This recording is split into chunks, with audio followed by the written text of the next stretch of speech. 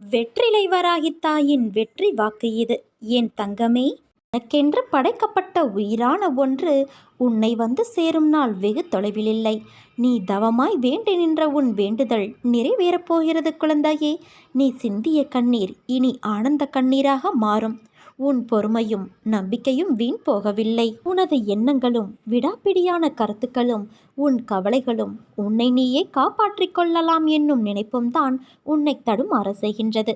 லௌகிகமோ ஆன்மீகமோ எதை வேண்டினாலும் சரி, என்னை பார்த்து அம்மா நீங்கள் மனம் வையுங்கள் என ஒருவன் சொன்னால் என்னால் செய்ய முடியாத காரியங்களே கிடையாது. பிறகு அவன் நிம்மதியாக தனது கண்களை மூடிக்கொண்டு உறங்கலாம்.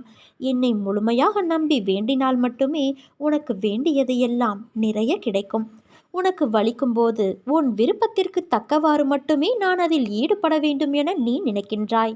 என்னை நம்பாமல் உன் தேவைக்கு நான் வளைந்து கொடுக்க வேண்டும் என எண்ணுகிறாய். நோய்வாய்ப்பட்டிருக்கும் போது ஒரு மருத்துவரிடம் தனக்கு வேண்டியவாறு சிகிச்சை அளிக்கும்படி கேட்கும் நோயாளியைப் போல இருக்காதே.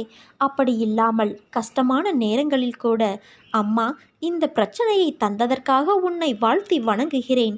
நீ விரும்பும் வண்ணம் இதற்கான தீர்வை இந்த துயர் மிகுந்த தற்காலிக வாழ்வில் நீ அளிக்க வேண்டும் என வேண்டுகிறேன். எனக்கு எது நல்லது என உனக்கே தெரியும் என வேண்டு.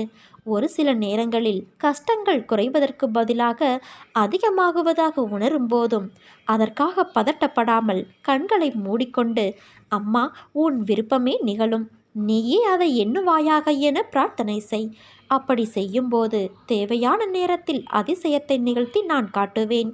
நானே உன்னை என் கைகளில் தாங்கி செல்கிறேன். என்னை நீ முழுமையாக நம்பினால் மட்டுமே நான் நினைப்பேன். நான் எப்போதும் உன்னை நினைத்து கொண்டே இருப்பேன். உன்னை என் கண்களில் வைத்து காப்பேன் குழந்தையே. என்னை எவன் மிகவும் விரும்புகிறானோ அவன் எப்போதும் என்னை காண்கின்றான். என்னை விட்டு நீங்கினால் இவ்வுலகமே அவனுக்கு சூனியமாக தோன்றும். என் கதைகளை தவிர பிறவற்றை அவன் கோருவது கிடையாது. இடையராது என்னையே தியானித்து என் நாமத்தையே ஜெபம் செய்கின்றான். முழுமையாக தன்னை என்னிடம் சமர்ப்பித்து என்னையே எப்போதும் எவன் நினைவில் கொண்டு இருக்கிறானோ அவனுக்கு நான் கடன்பட்டதாக உணர்கின்றேன். அவனுக்கு விடுதலை அளித்து எனது கடனை நான் தீர்ப்பேன். என்னை நினைத்து எனக்காக ஏங்குபவனையும் எதையும் முதலில் என்னை நினைக்காமல் உண்ணாதவன் பாலும் நான் சார்ந்திருக்கின்றேன். என்னிடம் வருபவன் ஆறானது கடலோடு ஒன்றாவது போல என்னோடு இரண்டர கலக்கின்றான். பெருமையையும் அகங்காரத்தையும் விட்டு ஒழித்துவிட்டு எல்லளவும் அவற்றின் அடையாளம் கூட இல்லாதபடி விலக்கி உன் இதயத்தை அமர்ந்து கொண்டு இருக்கிற என்னிடம் உன்னை பூரணமாக நீ சமர்ப்பித்துவிடு.